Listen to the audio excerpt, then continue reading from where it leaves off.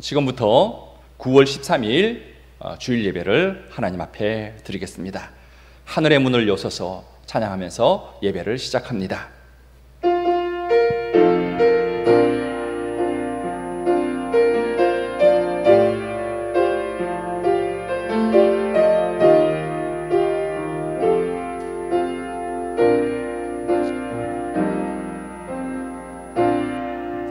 하늘의 문을 여소서, 이곳을 주목하소서. 주를 향한 노래가 꺼지지 않으니 하늘을 열고 보소서. 이곳에 임재하소서. 주님을 기다립니다. 기도의 향기가 하늘에 닿으니 주여 임재하여 주소서. 이곳에 오셔서 이곳에 앉으소서. 이곳에서 드리는 예배를 받으소서.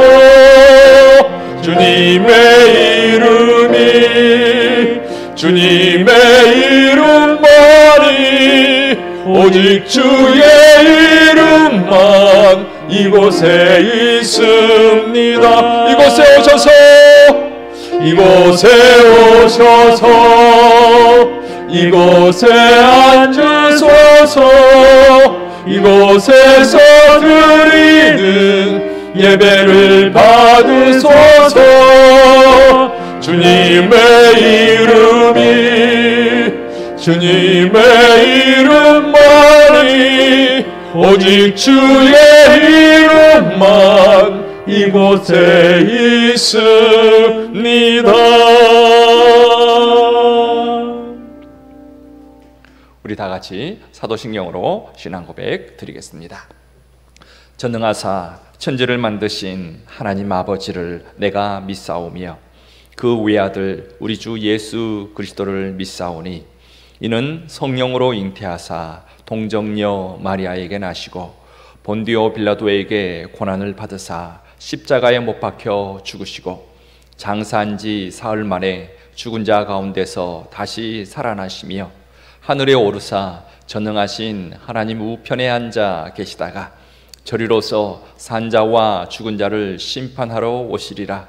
성령을 믿사오며 거룩한 공회와 성도가 서로 교통하는 것과 죄를 사하여 주시는 것과 몸이 다시 사는 것과 영원히 사는 것을 믿사옵나이다. 아멘.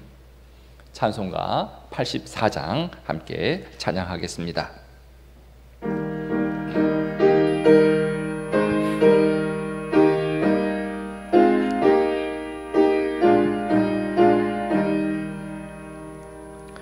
온 세상이 캄캄하여서 참 빛이 없었더니 그 빛나는 영광 나타나 온 세상 빛이었네.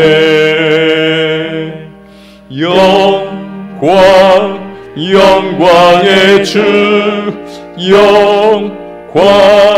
영광의 주 밝은 그 빛 내게 비추었네.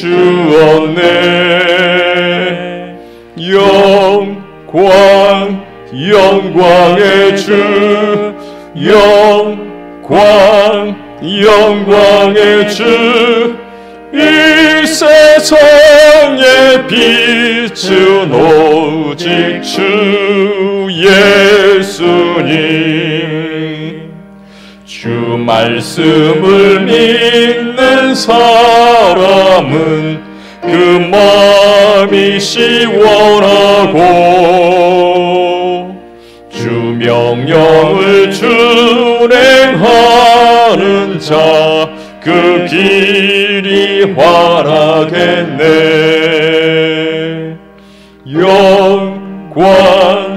영광의 주, 영광의 주, 밝은 그 빛 내게 비추었네.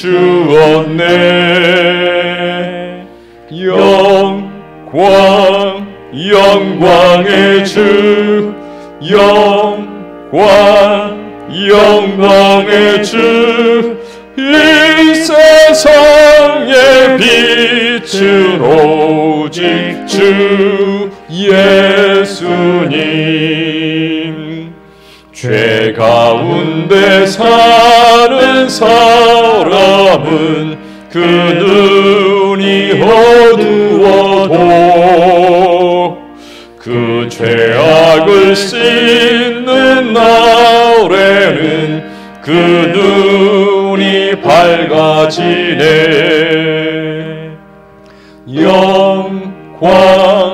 영광의 주, 영광의 주, 밝은 그 빛 내게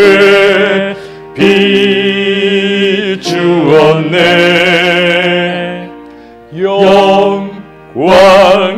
영광의 주, 영광의 주, 이 세상의 빛은 오직 주 예수님. 심은섭 전도사님이 기도하시겠습니다. 하나님 아버지, 오늘 또 주님 앞에 나와 예배를 드리게 하심을 감사드립니다.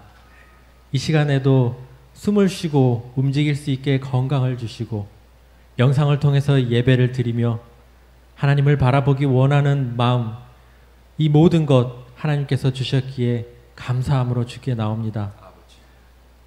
우리 마음속 염려와 분주함을 다 내려놓고 주님이 주시는 평안을 누립니다.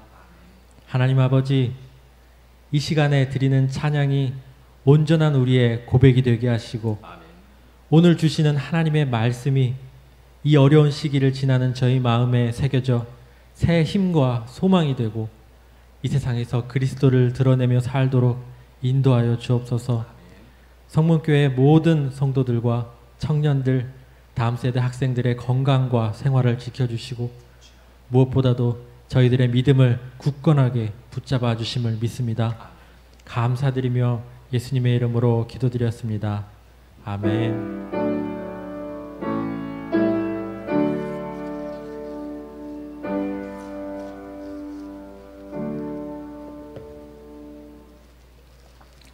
네, 광고 말씀 드리겠습니다.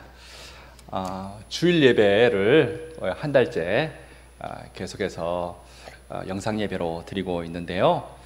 코로나 상황을 지켜보면서 오는 20일 주일 예배는 교회에서 드릴지 아니면 또 영상 예배로 드려야 될지 아마 여러 가지 상황을 지켜보면서 결정해야 할 것 같습니다. 상황을 지켜보면서 당회에서 결정을 하고 여러분에게 알려드리겠습니다. 참 원하는 것은 20일 주일 예배는 교회에서 함께 모여서 예배 드릴 수 있었으면 참 좋겠습니다. 여러분 그렇게 할 수 있도록 기도해 주시면 감사하겠습니다. 지난주 1만 번 기도운동도 여러분 열심히 해주셔서 감사합니다. 지난주 우리가 함께 한 1만 번 기도운동이요 모두 635번 그렇게 기도가 올려졌고 총 합계는 3,713번입니다. 거의 40%에 이제 육박해 가고 있습니다. 우리 조금만 더 힘을 내서 이 코로나 시대에 또 집에 있는 시간들이 많잖아요.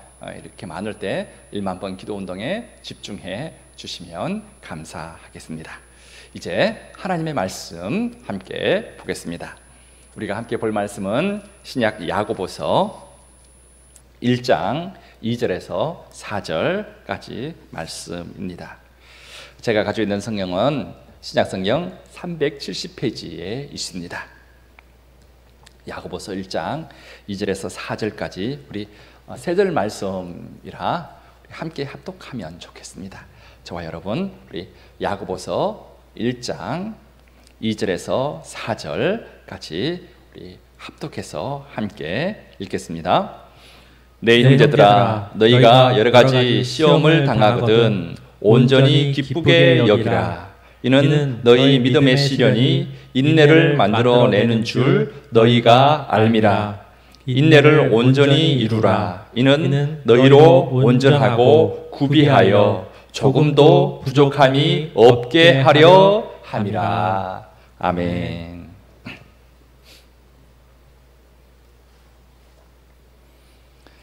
코로나 시대를 살아가고 있는 저와 여러분 우리 모두는 참으로 많은 고난 가운데 있습니다. 너, 나 할 것 없이 고난을 겪으면서 살아가고 있죠. 고난이라는 말을요 사전에서 찾아봤더니요 이렇게 정의하고 있더라고요. 괴로움과 어려움, 이것이 고난이래요. 그래서 고난의 고자는요 괴로울 고이고요, 고난의 난자는 어려울 난입니다. 괴로움과 어려움, 이런 고난을 이 코로나 시대에 우리가 겪고 있습니다. 밖에 나갈 때 꼭 착용해야 하는 것이 마스크죠. 이것도 어쩌 보면 작은 것이지만 하나의 고난이 될 수 있고요.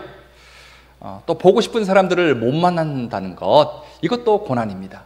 특별히 우리 신앙생활을 하는 사람들은 주일 예배에 함께 모여서 교회당에서 예배 드리지 못한다는 것, 이것도 큰 고난입니다.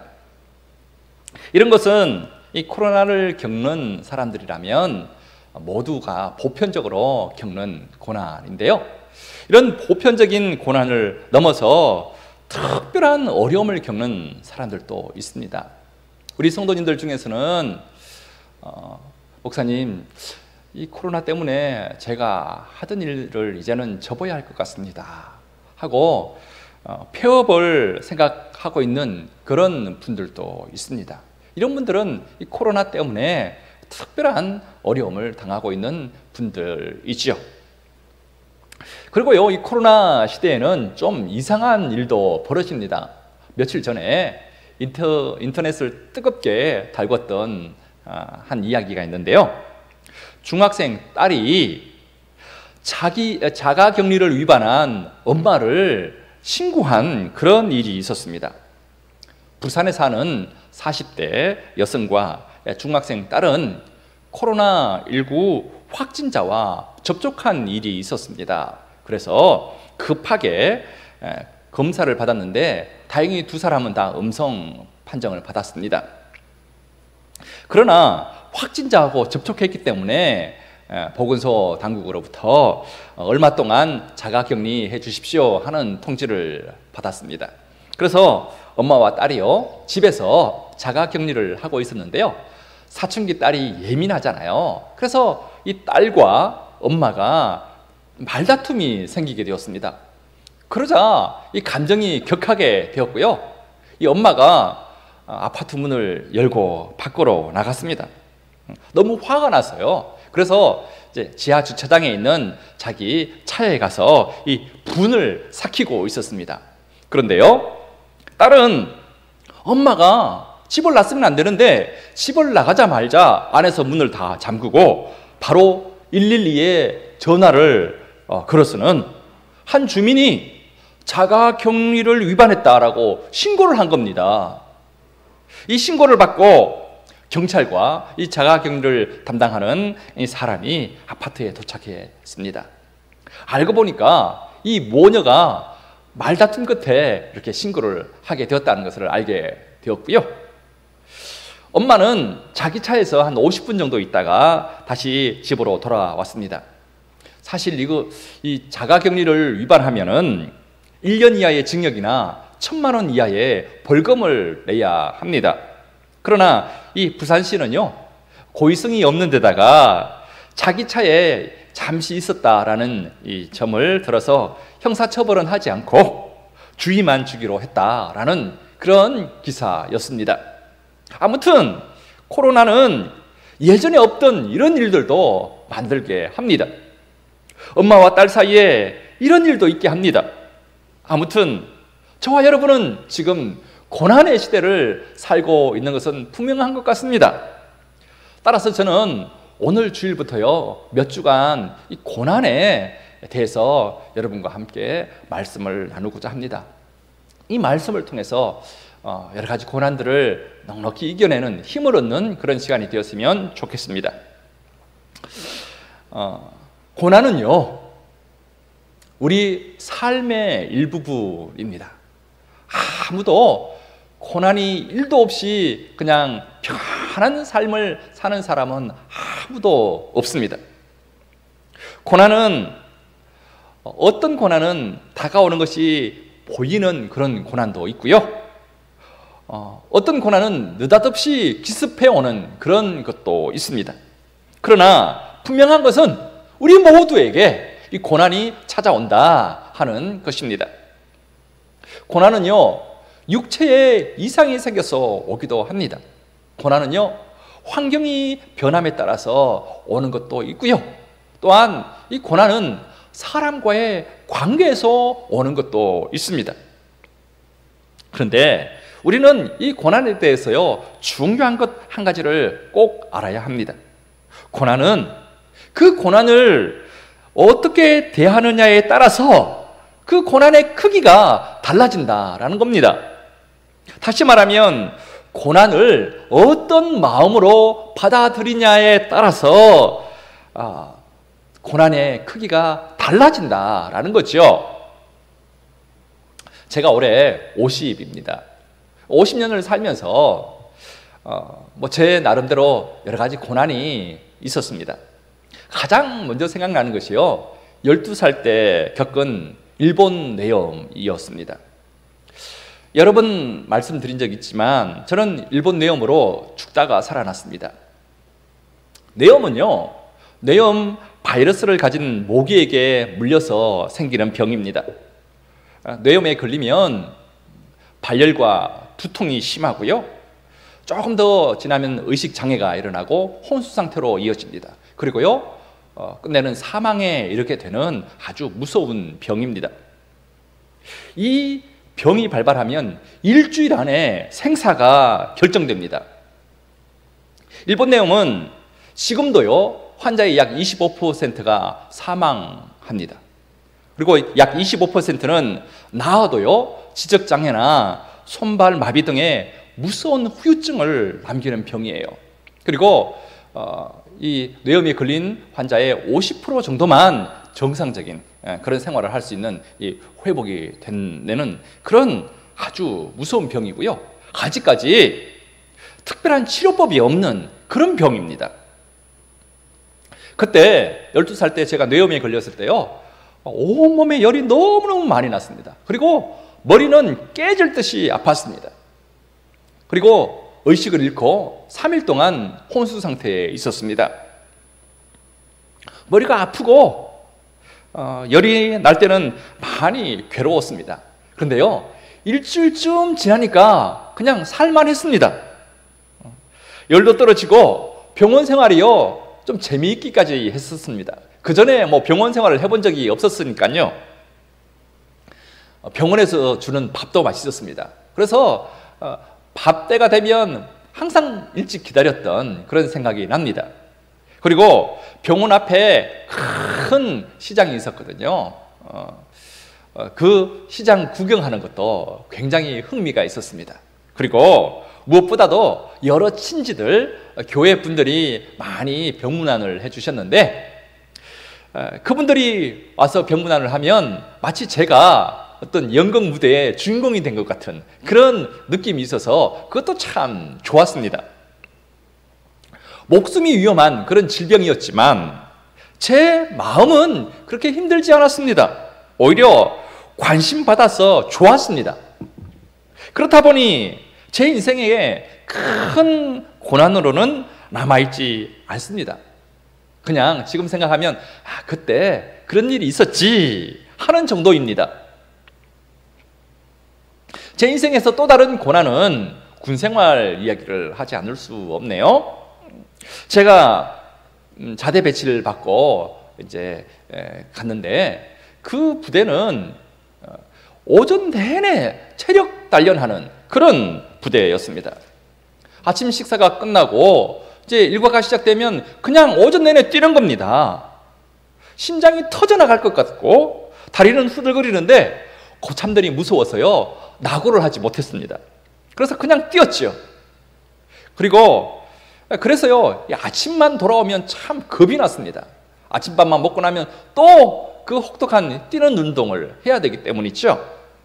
뿐만 아니라 저녁에 자기 전에는 점호라는 게 있지 않습니까? 이 점호 시간 되기 한 30분, 40분 전에 항상 우리가 하는 것이 있었는데요. 팔굽혀펴기와 윗몸 일으키기, 이것을 시켰습니다. 고참들은요 이렇게 잡아주는 사람들끼리 서로 바꿔가면서 그렇게 윗몸 일으키기도 하고 했는데요, 이등병은 그냥 무작정 끝날 때까지 계속 해야 했습니다. 그러니까 얼마나 힘들었는지 모릅니다. 윗몸 일으키기 억지로 한 개 더 하려고요 그냥 얼마나 발버둥을 쳤는지 저녁 이제 점호가 되면 항상 엉덩이가 다 까져서 속옷이 벌겋게 변했습니다. 그러나 이것도요 일병쯤 되니까 할만하던데요. 그냥 윗몸 일으키기, 팔굽혀펴기 그냥 식은 죽먹기식으로 했습니다. 일병쯤 되니까요 다 그렇게 되더라고요.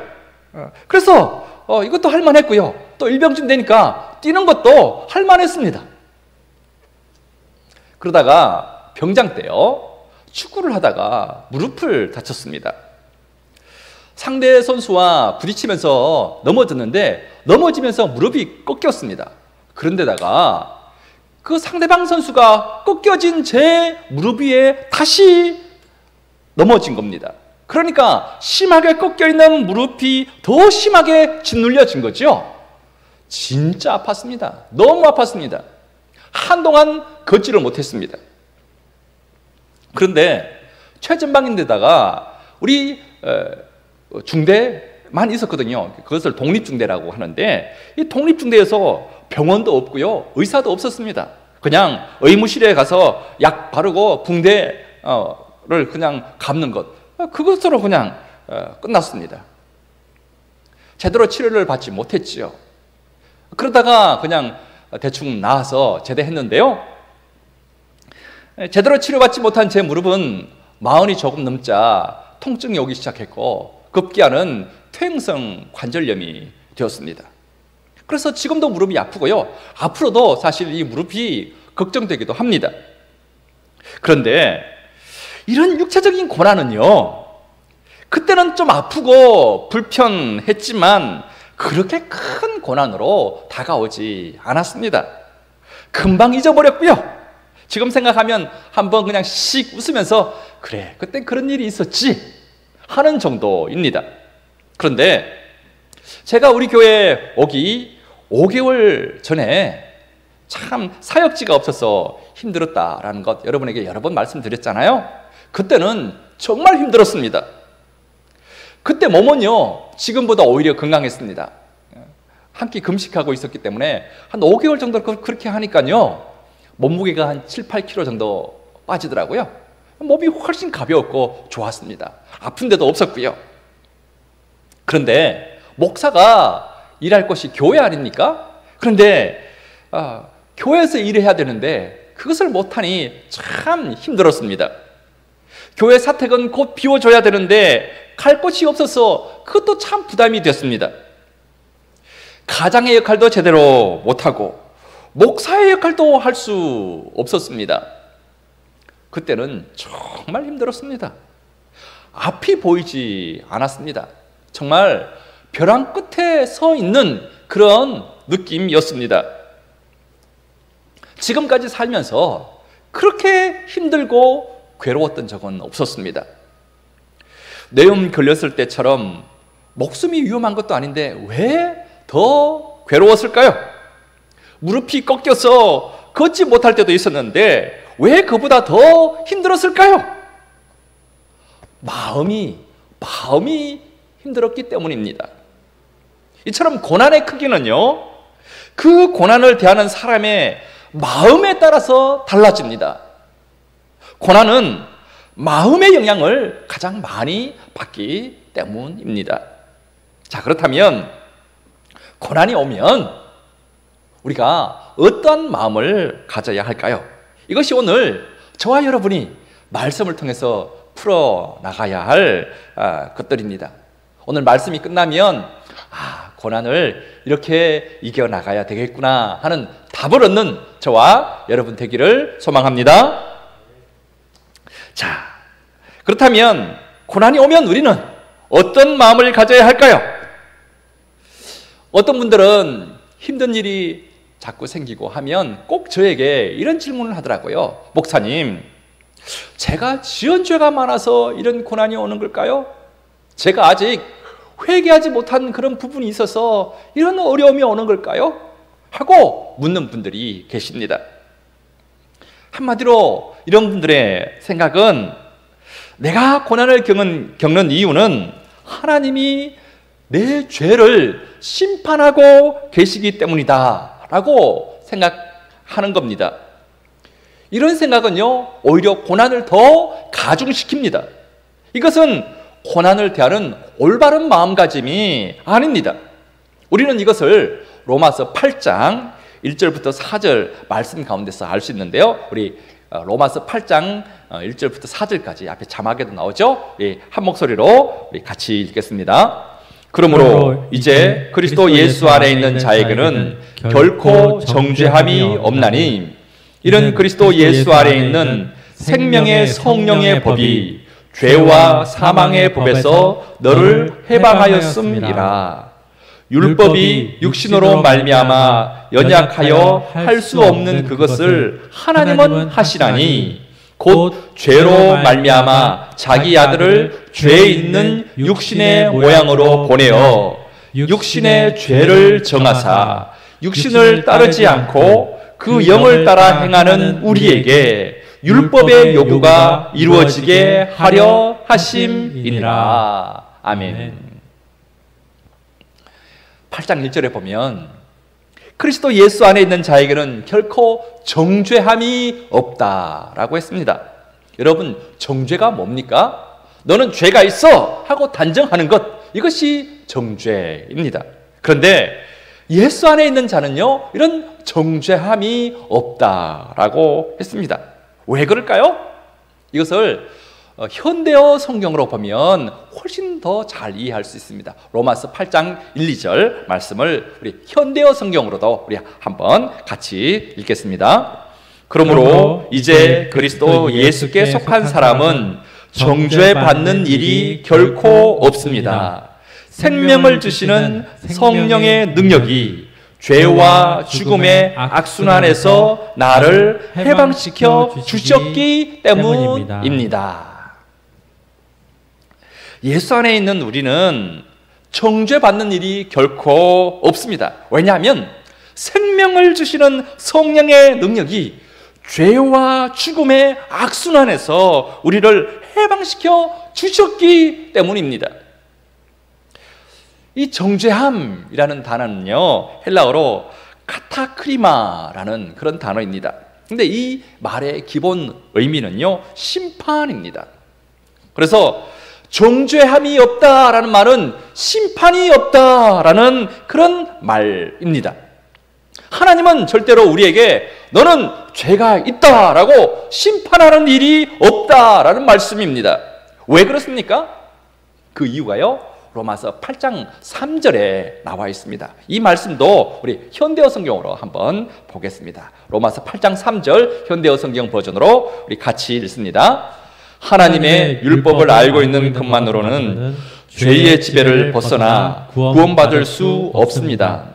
우리는 그 율법을 다 지킬 수도 없거니와 또 실제로 지키려 하지도 않기 때문입니다. 그래서 하나님께서는 우리를 구원하실 수 있는 다른 계획을 실행하셨습니다. 자신의 아들을 사람의 몸으로 보내 우리의 죄를 없앨 희생제물로 삼으심으로써 우리를 지배하는 죄를 멸하신 것입니다. 사실 우리는 하나님이 정하신 율법을 다 지켜야 죄에서 벗어날 수 있습니다. 그러나 우리는 실제로 구약 모세를 통해서 준 그 율법의 말씀을 다 지킬 수 없습니다. 모세오경을 분석해 보면요, 이것을 하지 말라 하는 그런 말씀이 365개 나옵니다.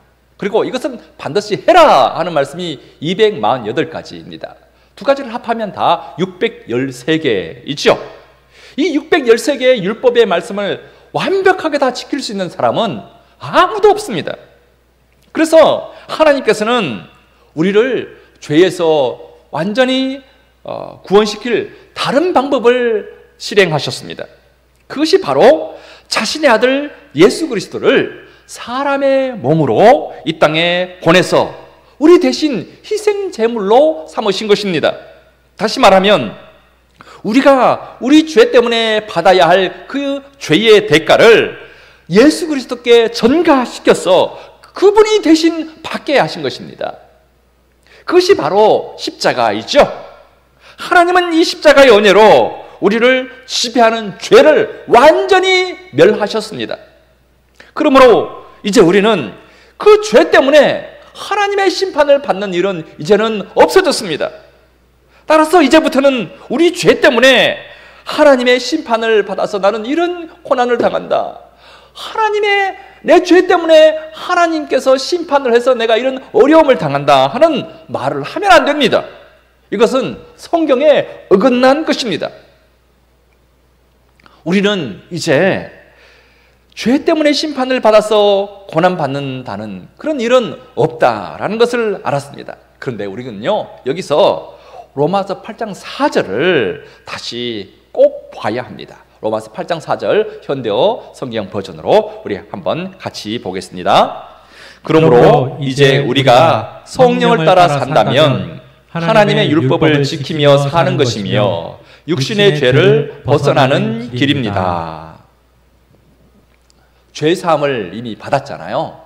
그렇기 때문에 이제는 성령을 따라 살기만 하면 하나님의 율법을 다 지키면서 사는 것입니다. 이렇게 살면 육신의 죄에서 완전히 벗어나는 그런 길이 됩니다. 그런데 여러분, 저와 여러분들이 예수를 알고 예수님을 믿고 난 이후에 일평생 성령을 따라 거룩하게만 삽니까? 여러분, 그렇게 지금까지 사셨습니까? 그렇게 사는 사람은 아무도 없습니다. 그렇게는 못 삽니다. 때로는 우리는요, 우리 혈기 때문에 죄를 짓습니다. 때로는 잘못된 판단으로 씻을 수 없는 죄를 짓기도 합니다. 예수 믿은 이후에요. 다윗이 바세바를 범한 것처럼 그런 하나님을 알고 난 이후에도 그런 끔찍한 죄를 짓기도 합니다. 자, 그러면 이때 발생하는 죄는 그러면 어떻게 해결해야 합니까? 우리의 모든 죄는 십자가에서 다 씻어주셨으니 그러면 우리는 무슨 짓을 해도 이제는 괜찮은 걸까요? 그렇지 않습니다. 우리는 예수 그리스도의 십자가의 은혜로 하나님의 심판을 받을 죄를 용서받았습니다. 다시 말하면 하나님을 믿는 성도들에게 결코 죄 때문에 심판받아서 지옥 갈 일은 이제는 없어졌다 하는 것입니다. 그러나 하나님의 은혜를 알고도 다윗처럼 잘못된 선택을 하는 경우가 있습니다. 이때는 하나님의 징계를 받게 됩니다. 즉, 정죄하지는 않지만, 심판하지는 않지만 매는 드신다 하는 것입니다. 만약 자식이 잘못된 길로 가고 있는데도요, 그냥 가만 보고만 있는 부모가 있다면 그 부모는 부모 자격이 없는 사람입니다. 종아리를 피가 나도록 때려서라도 바로 잡아야 합니다. 이와 같습니다. 우리가 잘못을 범하는데도 하나님이 가만히 계신다면 우리는 그분의 자녀가 아닙니다. 하나님은 절대 자녀의 죄를 방관하지 않으십니다. 죄를 짓고 회개하지 않으시면 매를 드십니다. 징계하십니다.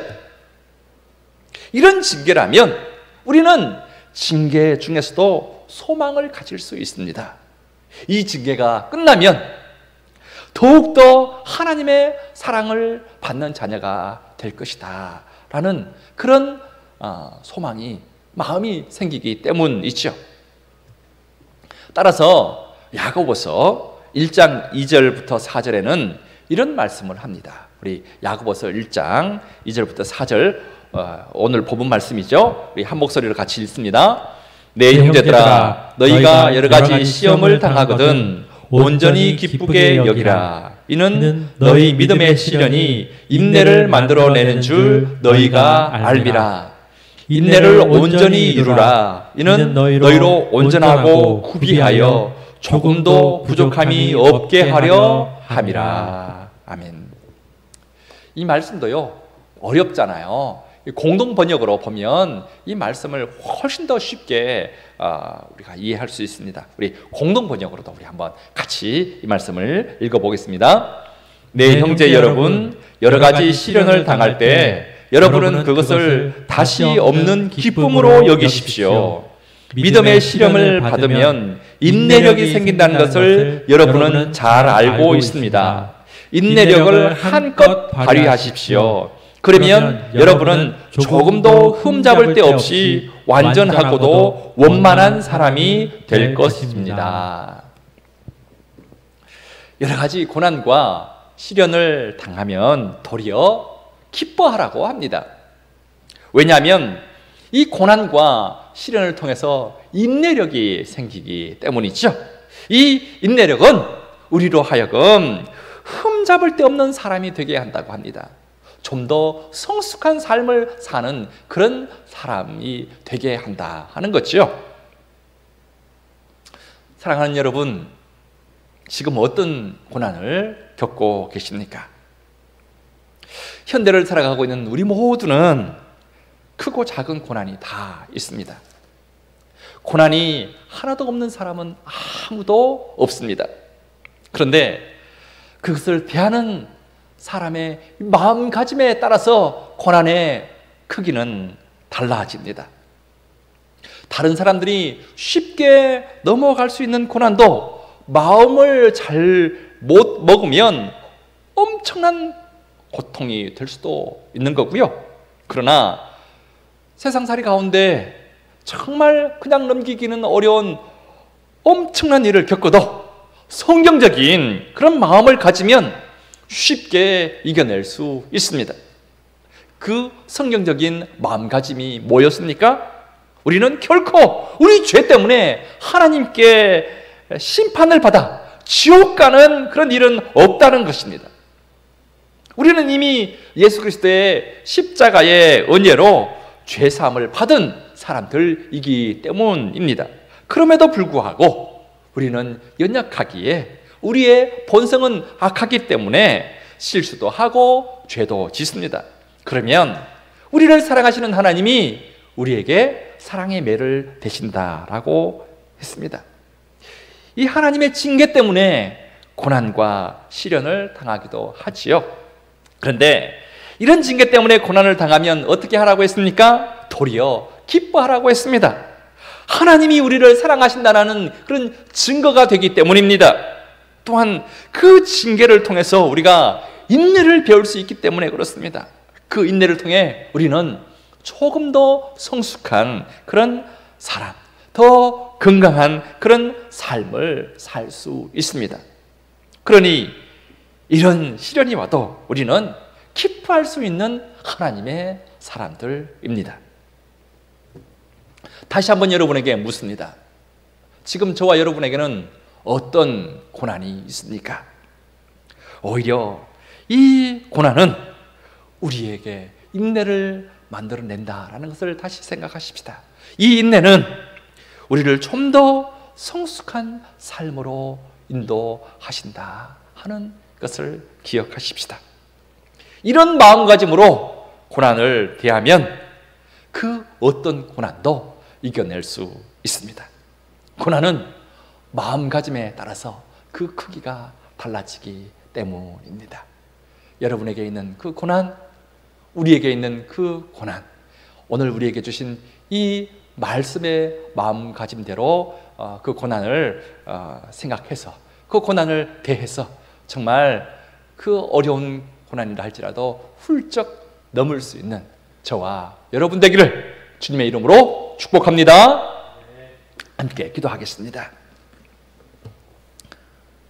좋으신 하나님 아버지, 우리를 사랑하시는 하나님 아버지, 코로나 시대를 살아가고 있는 우리 모두에게는 어려움과 고난이 있습니다.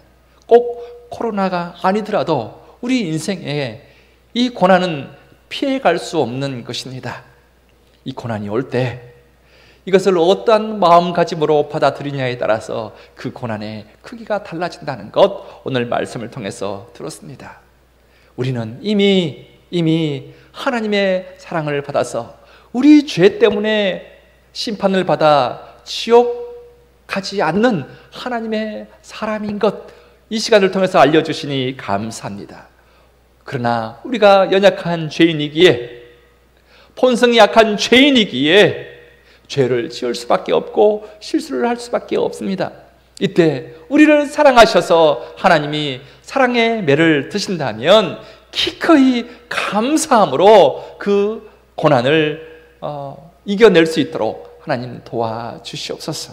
그러나 하나님, 어떠한 고난도 쉬운 것은 없는 것 같습니다.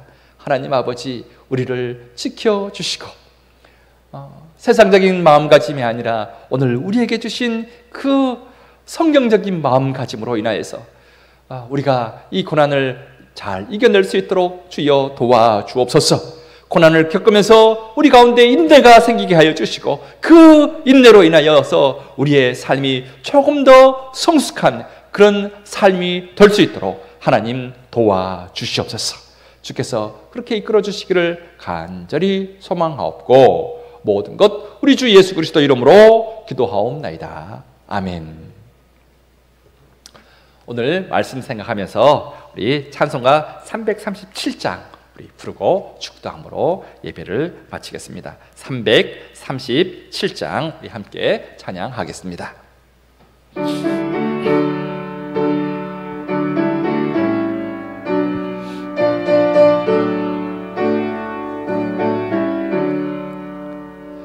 내 모든 시험 무거운 짐을 주 예수 앞에 아뢰이면 근심에 쌓인 날 돌아보사 내 근심 모두 맡으시네. 무거운 짐을 나 홀로 지고 견디다 못해 쓰러질 때 불쌍히 여겨 구원해 주리. 은혜의 주님 오직 예수. 내 모든 괴로움 닥치는 환난 주 예수 앞에 아뢰이면 주께서 친히 날 구해 주사 넓으신 사랑 베푸시네. 무거운 짐을 나 홀로 지고 견디다 못해 쓰러질 때 불쌍히 여겨 구원해 주리. 은혜의 주님 오직 예수. 내 짐이 점점 무거워질 때 주 예수 앞에 아뢰이면 주께서 친히 날 구해 주사 내 대신 짐을 져주시네. 무거운 짐을 나 홀로 지고 견디다 못해 못해 쓰러질 때 불쌍히 여겨 구원해 주리. 은혜의 주님 오직 예수. 마음의 시험 무서운 죄를 주 예수 앞에 아뢰이면 예수는 나의 능력이 되사 세상을 이길 힘주시네. 무거운 짐을 나 홀로 지고 견디다 못해 쓰러질 때 불쌍히 여겨 구원해 주리. 은혜의 주님 오직 예수. 기도하겠습니다.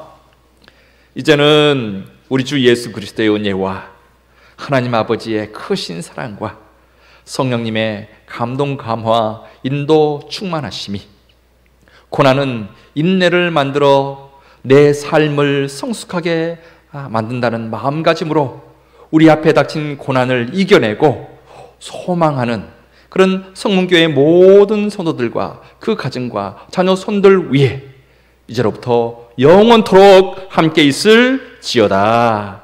아멘.